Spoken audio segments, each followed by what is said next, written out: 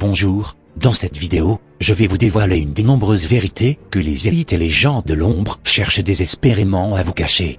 En effet, une guerre horrible a précédé la naissance de l'humanité sans même que vous le sachiez, je vais aujourd'hui vous la raconter. Les éveillés savent que la Terre est plate. Mais seuls ceux qui ont atteint le niveau supérieur d'éveil sont prêts à connaître ce secret détenu par la secte des globules et schistes. Tout d'abord, il est établi qu'avec le temps, le bois peut se fossiliser pour devenir de la pierre, et la pierre est plus lourde que le bois.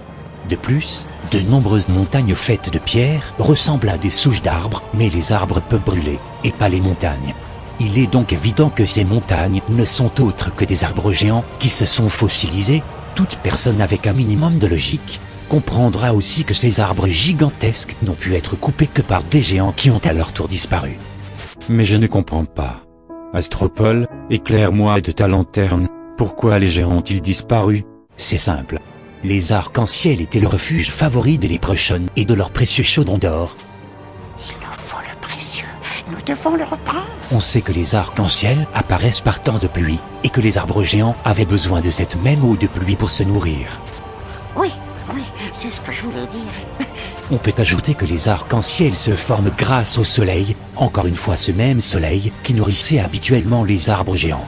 Enfin, les arcs-en-ciel se forment surtout grâce au dôme qui entoure notre Terre plate, mais les arbres géants sont un danger pour le dôme, car s'ils grandissent trop haut, ils pourraient le briser. En conclusion, les arcs-en-ciel égalent les léprechaunnes et leurs chaudrons d'or. Les arbres fossilisés égalent les montagnes, égalent des hommes bûcherons géants. Les arcs-en-ciel et les arbres géants sont ennemis car ils ont tous les deux besoin d'eau de pluie et de la lumière du soleil, et si les arbres géants grandissent trop, ils peuvent casser le dôme qui est indispensable à la formation des arcs-en-ciel, ce qui renforce ce conflit. Donc, les léprechaunnes et les hommes bûcherons géants se sont affrontés jusqu'à ce que leur race mutuelle soit totalement éteinte et qu'il ne reste plus que des montagnes sans arbres géants et des arcs-en-ciel sans chaudrons d'or.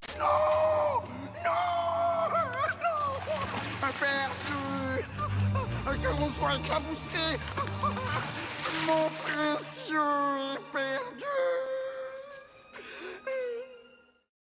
Merci de votre attention.